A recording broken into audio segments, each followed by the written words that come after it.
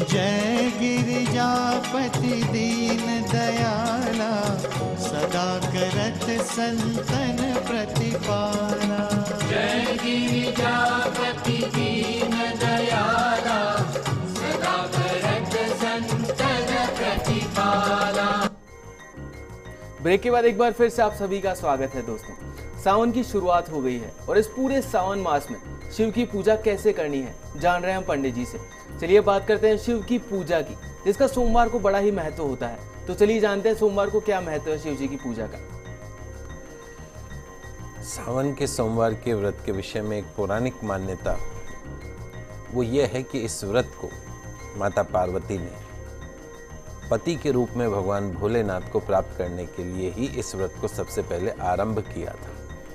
इस व्रत के शुभ फलों के फलस्वरूप ही भगवान शिव उन्हें पति के रूप में प्राप्त हुए थे और उसी समय से इस व्रत को मनोवांछित पति के लिए, कामना पूर्ति के लिए भी कन्याओं के द्वारा इस व्रत को किया जाता है कि उन्हें सुयोग्य जीवन साथी की प्राप्ति हो।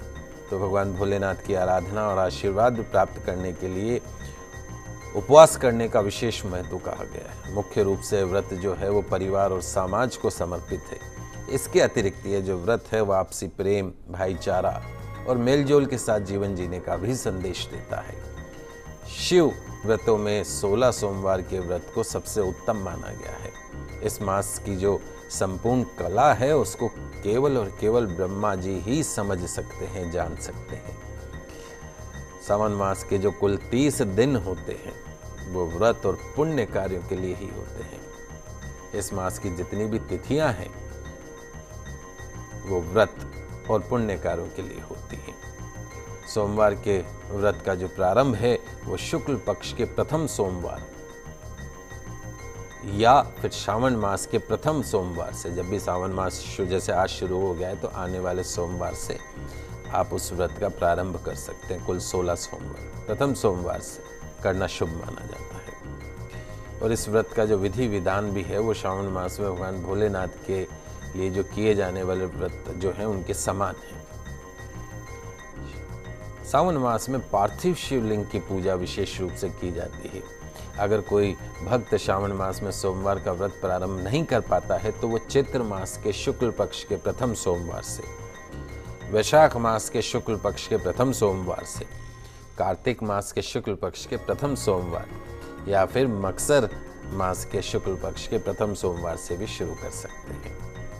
और इन सभी में भी श्रावण मास को सबसे अधिक शुभ माना गया है। तो श्रावण मास भगवान शिव को चूंकि सबसे अधिक प्रिय है तो इस मास में सोमवार व्रत प्रारंभ करने से जो उपवासक हैं उनके सभी पापों का नाश होता है। पंडित जी, सावन माह व्रत और सोमवार व्रत की विधि क्या होती है वो जानना चाहेंगे हम आपसे। श्रावण मास में आने वाले सोमवार के दिनों में भगवान शिव का जो व्रत है, सावन मास की जो मैं व्रत और विधि बता रहा हूं आपको, उसमें सावन मास में आने वाले सोमवार के दिनों में भगवान शिव जी का व्रत करने से व्यक्ति को सभी तीर्थों के दर्शन करने से भी अधिक पुण्य फल प्राप्त होते हैं। जिस भी जातक को, हमारे जिस भी दर्शक को व्रत करना हो तो व्रत के दिन प्रातः काल में शीघ्र सूर्योदय से पहले उठना चाहिए। ब्रह्म मुहूर्त में उठिए। प्रातः काल में उठने के बाद स्नान और नित्य क्रियाओं से निवृत्त होना चाहिए। और जो उपवास कर रहे हैं उनको चाहिए कि वो उपवास के दिन प्रातः काल में उठकर नित्य क्रियाओं से निवृत्त होकर स्नान के जल में कुछ काले तिल अवश्य डालकर स्नान करें। उसके बाद सारे घर की साफ सफाई करें, पूरे घर में गंगा जल या शुद्ध जल का छिड़काव करके घर को शुद्ध करें। इसके बाद घर के जो ईशान कोण दिशा में पूजा स्थान पर लाल वस्त्र बिछाकर एक चौकी बाजोट की स्थापना कर लीजिए। उस पर लाल वस्त्र बिछाकर भगवान शिव परिवार का चित्र या अगर घर में कोई छोटा शिवलिंग हो तो वो स्थापित करें। ओम नमः शिवाय मंत्र का जाप करते हुए श्वेत फूलों, चंदन, चावल, पंचामृत, सुपारी, फल, गंगा जल से भगवान शिव की माँ पार्वती के समक्ष इस व्रत का संकल्प अवश्य करें। सावन मास के तस्वीर स्थापना करने के पश्चात में सावन मास व्रत का संकल्प लेना चाहिए। भगवान श्री गणेश जी का, भगवान शिव जी का, माँ पार्वती का, नंदी देव का, कार्तिकेय का, रिद्धि सिद्धि का शुभ लाभ की पूजा करनी चाहिए। पूजन सामग्री में जल, दूध, दही, चीनी, घी, शहद, पंचामृत, मौली, वस्त्र, जनेऊ, चंदन, रोली, चावल, फूल, बिलपत्र, भांग जो कि बहुत पसंद है उनको, धतूरा, आक, कमलगट्टा, प्रसाद, पान, सुपारी, लौंग, इलायची, मेवा इत्यादि दक्षिणा चढ़ाई जाती है।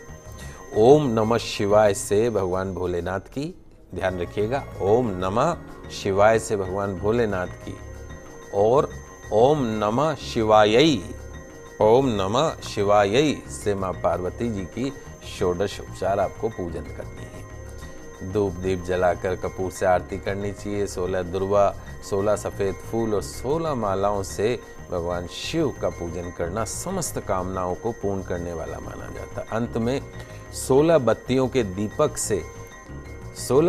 दीपक से आरती करनी है, पुष्पांजलि करनी है, क्षमा प्रार्थना करनी है। पूजन करने के पास में कहीं पास में देवालय हो तो वहाँ जाके भगवान शिव का अभिषेक अवश्य करें पूरे नंदी परिवार का। पूरे सावन मास में दिन में एक बार ही भोजन करना चाहिए, प्रतिदिन दिन में एक बार भोजन करना चाहिए और विशेष कथाओं का श्रवण करना चाहिए। और श्रावण मास में केवल भगवान शंकर की ही पूजाएं नहीं की जाती भगवान, जबकि जैसा मैंने आपको बताया कि शिव परिवार की पूरी पूजा करनी चाहिए। सावन जो व्रत है वो सोमवार सूर्योदय से शुरू होकर सूर्यास्त तक किया जाता है। व्रत के दिन सोमवार व्रत कथा अवश्य सुननी चाहिए और व्रत करने वाले व्यक्ति को दिन में सूर्यास्त के बाद में एक बार भोजन करना चाहिए। यह जो व्रत है वो कोई स्त्री और पुरुष दोनों रख सकते हैं। इस व्रत को अविवाहित जो कन्या है वैवाहिक जीवन में सुख शांति के लिए करती हैं। तो 16 सोमवार का जो व्रत है वो सौभाग्यवती स्त्री अपने पति की लंबी आयु के लिए, संतान की रक्षा के लिए, संतान की प्राप्ति के साथ साथ अपने भाइयों की सुख समृद्धि के लिए भी करती हैं। पुरुष इस व्रत को संतान प्राप्ति के लिए, धन धान्य और प्रतिष्ठा के लिए भी कर सकते हैं। भोजन में हो सके तो नमक के प्रयोग से बचें और जब आप इस व्रत का उद्यापन करें तो उसमें सफ़ेद वस्तुओं का दान अवश्य करें, जैसे चावल, सफ़ेद वस्त्र, दूध, दही, चांदी इत्यादि का दान इस व्रत में शुभ माना जाता है। मानसिक शांति के लिए भी इस व्रत को कर सकते हैं। पूरे दिन उपवास करके भगवान शिव के मंदिर में भगवान शिव के दर्शन करने चाहिए और सूर्यास्त होने पर भोग के रूप में दूध से बनी वस्तुओं का प्रयोग करना चाहिए। भगवान भोलेनाथ को भोग लगाकर धूप दीप और सुगंध से पूजन कर चंद्रदेव को अर्घ्य देते हुए शिव के पंचाक्षरी मंत्र का स्मरण करना चाहिए। और 16 सोमवार के व्रत पूरे हो जाने पर उद्यापन के दिन ब्राह्मणों और बच्चों को खीर पूरी इत्यादि मिष्टान का भोजन कराकर यथाशक्ति दान देना चाहिए। सूर्यास्त होने पर शिव का पूजन प्रदोष काल में करना सबसे अधिक शुभ माना जाता है। और साथ साथ में इस मास में संकल्प साथ में ये लें कि पूरे मास में कोई गलत काम नहीं करेंगे, कोई गलत शौक नहीं रखेंगे। पंडित जी, आपने सोमवार की जो पूजा विधि है उसके बारे में और व्रत का महत्व हमें बताया, लेकिन इस कथा को करने से क्या फल मिलता है वो जानना चाहेंगे हम आपसे। सोमवार श्रावण मास में जो सोमवार व्रत कथा करने के जो फल हैं, तो सोमवार व्रत जो है वो नियमित रूप से करने पर भगवान भोलेनाथ जो हैं वो और माँ पार्वती शीघ्र ही प्रसन्न होती हैं और उनकी कृपा प्राप्ति बनी रहती है, अनुकंपा बनी रहती है तथा सभी अनिष्टों का, अकाल मृत्यु और बाधाओं से मुक्ति मिलती है। बल्कि अपने भक्तों पर आने वाले किसी भी कष्ट को स्वयं महाकाल जो शिव है वो हर लेते हैं। जो जीवन है, कुटुंब है, धन धान्य है, समस्त सुख समृद्धि ऐश्वर्य से परिपूर्ण रहता है। सोमवार का व्रत करने से समस्त शारीरिक, मानसिक और आर्थिक जो कष्ट है वो दूर होते हैं और जीवन सुख में हो जाता है। आखिर में पंडित जी, चतुर्मास के बारे में भी जानना चाहेंगे हम आपसे। चतुर्मास के जो 4 महीने होते हैं, जो कि अभी से शुरू हो चुका है, देवशयनी एकादशी से लेके देवउठनी एकादशी तक, तो 4 महीने भगवान विष्णु जो है वो योग निद्रा में रहते हैं। इसलिए ये जो समय होता है वो भक्तों, साधु संतों सभी के लिए अमूल्य होता है। 4 महीनों में होने वाला एक वैदिक यज्ञ है जो एक प्रकार का पौराणिक व्रत है, जिसे चौमासा भी कहा जाता है। इस दौरान ब्रह्मचर्य का पालन करते हुए तामसिक वस्तुओं का त्याग किया जाता है। 4 माह जमीन पर सोया जाता है और चातुर्मास के दौरान, चौमासे के दौरान भगवान विष्णु की आराधना की जाती है। इसके अलावा उपवास और विष्णु सहस्रनाम का पाठ किया जाता है।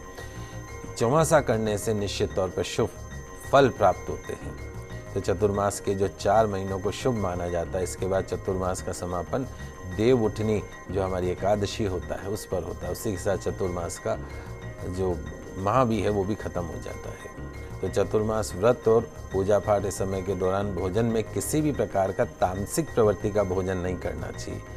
नमक का प्रयोग करने से व्रत के शुभ फलों में कमी होती। जो चौमासा कर रहे हैं उनको भूमि पर शयन करना चाहिए। जौ, मांस, गेहूं तथा मूंग की दाल का सेवन करने से बचना चाहिए। इस अवधि के दौरान सत्य का आचरण करते हुए दूसरों को दुख देने वाले शब्दों के प्रयोग से बचना चाहिए। सुबह जल्दी उठें, नित्य क्रियाओं को करने के पश्चात स्नान करें। स्नान अगर किसी तीर्थ स्नान या पवित्र नदी में किया जाता है तो अति उत्तम रहता है। किसी कारणवश अगर संभव नहीं हो तो घर में स्नान करें। स्नान करने के लिए मिट्टी, तिल और कुशा का प्रयोग करें।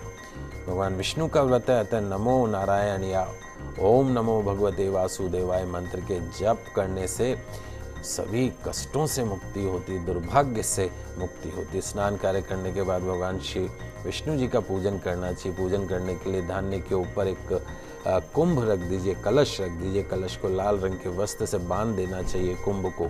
उसके बाद कुंभ की पूजा करनी चाहिए, जिसे कुंभ स्थापना के नाम से जाना जाता है। कुंभ के ऊपर भगवान विष्णु की प्रतिमा, तस्वीर की स्थापना करके रखनी चाहिए। सभी क्रियाएं करने के बाद धूप, दीप और पुष्प से भगवान विष्णु की पूजा करें। पूजा पाठ करने से भगवान श्री विष्णु प्रसन्न होते हैं और आपको मोक्ष की प्राप्ति होती है। वैकुंठ के जो द्वार हैं वो आपके लिए हमेशा खुले रहते हैं।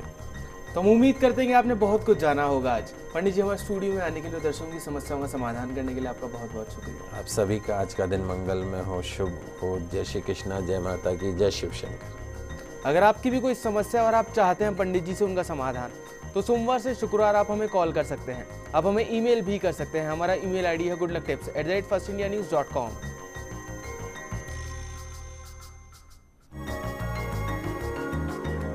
सोमवार को आपसे फिर मिलेंगे, जानेंगे आपकी राशि अनुसार कैसे कर सकते हैं आप शिव जी की पूजा। तब तक के लिए दीजिए हमें इजाजत। खुश रहिए, अपना ख्याल रखिए। नमस्कार।